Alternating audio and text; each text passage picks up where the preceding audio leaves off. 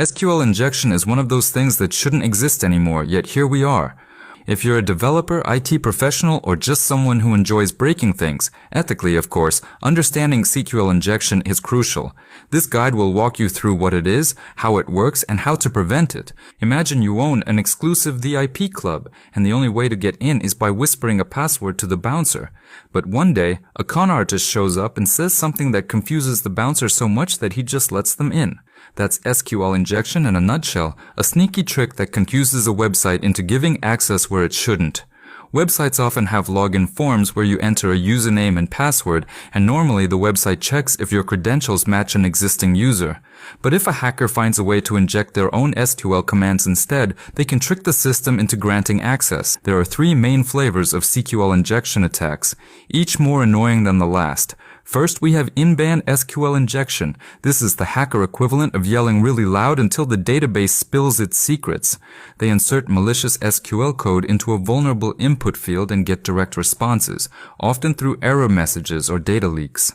Two classic variations are error-based SQL injection, where the hacker forces the database to reveal juicy details via error messages, and union-based SQL injection, where they stitch together multiple database queries like some kind of evil Frankenstein. Then there's inferential SQL injection, the more subtle and patient cousin.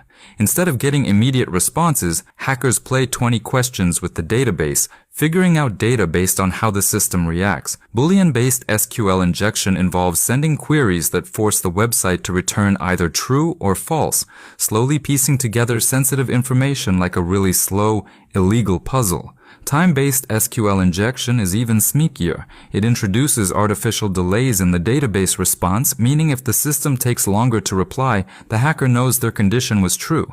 Finally, we have out-of-band SQL injection, which is for hackers who prefer the scenic route. Instead of using direct database responses or Boolean tricks, they exfiltrate data using other channels like sending requests to external servers. Now let's look at some real-world SQL injection examples. Imagine a login form where an attacker enters or1 equals 1 instead of a normal username. The resulting query might look like this: select asterisk from users, where username equals empty string or 1 equals 1 and password equals whatever. Since 1 equals 1 is always true, the system just shrugs and lets them in. Another classic trick is error-based SQL injection. An attacker modifies a URL to include a single quote at the end, breaking the query and causing the database to panic and reveal information about its structure. So, how do you stop SQL injection from ruining your day? First, use parameterized queries.